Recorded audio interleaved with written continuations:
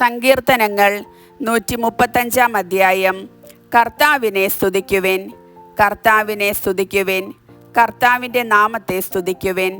കർത്താവിൻ്റെ ദാസരെ അവിടത്തെ സ്തുതിക്കുവിൻ. കർത്താവിൻ്റെ ആലയത്തിൽ ശുശ്രൂഷ ചെയ്യുന്നവരെ, ദൈവത്തിൻ്റെ ഭവനാങ്കണത്തിൽ നിൽക്കുന്നവരെ അവിടത്തെ സ്തുതിക്കുവിൻ. കർത്താവിനെ സ്തുതിക്കുവിൻ, അവിടുന്ന് നല്ലവനാണ്. അവിടുത്തെ നാമം പ്രകീർത്തിക്കുവിൻ, അവിടുന്ന് കാരുണ്യവാനാണ്. കർത്താവ് യാക്കോബിനെ തനിക്കായി, ഇസ്രായേലിനെ തൻ്റെ അവകാശമായി തിരഞ്ഞെടുത്തു.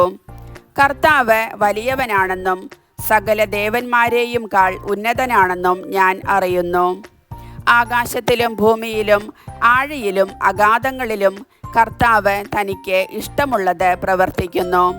ഭൂമിയുടെ അതിർത്തികളിൽ നിന്ന് മേഘങ്ങളെ ഉയർത്തുന്നത് അവിടുന്നാണ്. മഴയ്ക്കായി ഇടിമിന്നലുകളെ അയക്കുന്നതും കലവറ തുറന്ന് കാറ്റിനെ പുറത്തുവിടുന്നതും അവിടുന്നാണ്.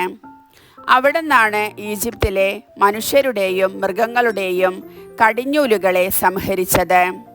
അവിടുന്ന് ഈജിപ്തിൻ്റെ മധ്യത്തിൽ ഫറവോയ്ക്കും അവൻ്റെ ഭൃത്യർക്കും എതിരായി അടയാളങ്ങളും അത്ഭുതങ്ങളും അയച്ചു.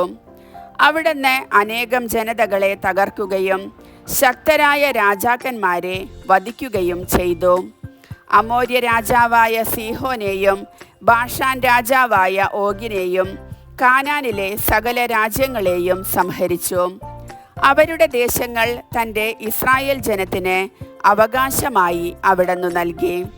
കർത്താവേ, അങ്ങയുടെ നാമം ശാശ്വതമാണ്. കർത്താവേ, അങ്ങയുടെ കീർത്തി തലമുറകളോളം നിലനിൽക്കുന്നു. കർത്താവ് തൻ്റെ ജനത്തിന് നീതി നടത്തിക്കൊടുക്കും, തൻ്റെ ദാസരോട് കാരുണ്യം കാണിക്കും.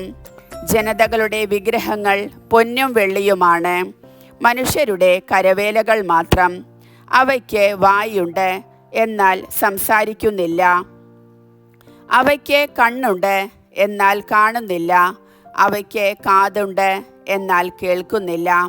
അവയുടെ വായിൽ ശ്വാസമില്ല. അവയെ നിർമ്മിക്കുന്നവർ അവയെപ്പോലെയാകട്ടെ, അവയെ ആശ്രയിക്കുന്നവരും അതുപോലെ തന്നെ. ഇസ്രായേൽ ഭവനമേ, കർത്താവിനെ വാഴ്ത്തുക. അഹറോൻ്റെ ഭവനമേ, കർത്താവിനെ വാഴ്ത്തുക.